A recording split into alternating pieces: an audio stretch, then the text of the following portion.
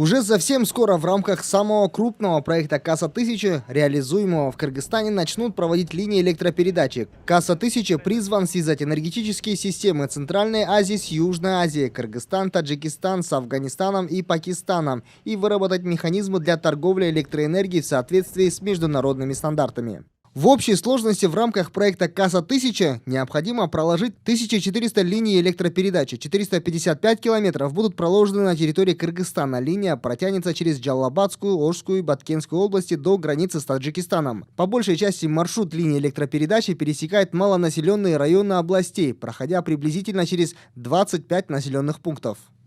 В рамках проекта запланирована модернизация необходимого электросетевого комплекса, строительство новых подстанций и высоковольтных линий электропередачи, что позволит Кыргызстану и Таджикистану в летнее время, когда уровень потребления низкий, экспортировать электроэнергию в Пакистан и Афганистан. В рамках реализации этого проекта основные электрические станции, которые вырабатывают электроэнергию, и наша компания, Национальная электрическая сеть Кыргызстана, которая является передающей компанией, получат в течение 15 лет, которые прописаны в Генеральном соглашении, электрические станции порядка $1 200 000 000 США, и наша компания порядка $320 миллионов США.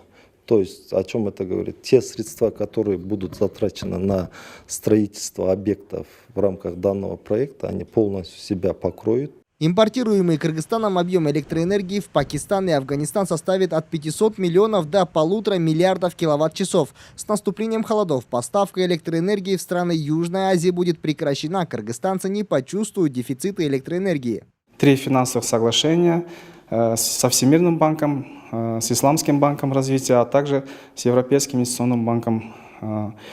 Данные соглашения в 2015-2016 годах были ратифицированы законом и вступили в силу. Общая стоимость проекта для кыргызской части составляет порядка $185 миллионов США. В настоящее время уже отобраны подрядчики, это турецкая компания «Миташ», а также консультанты по надзору проекта, это иранская компания «Маненко».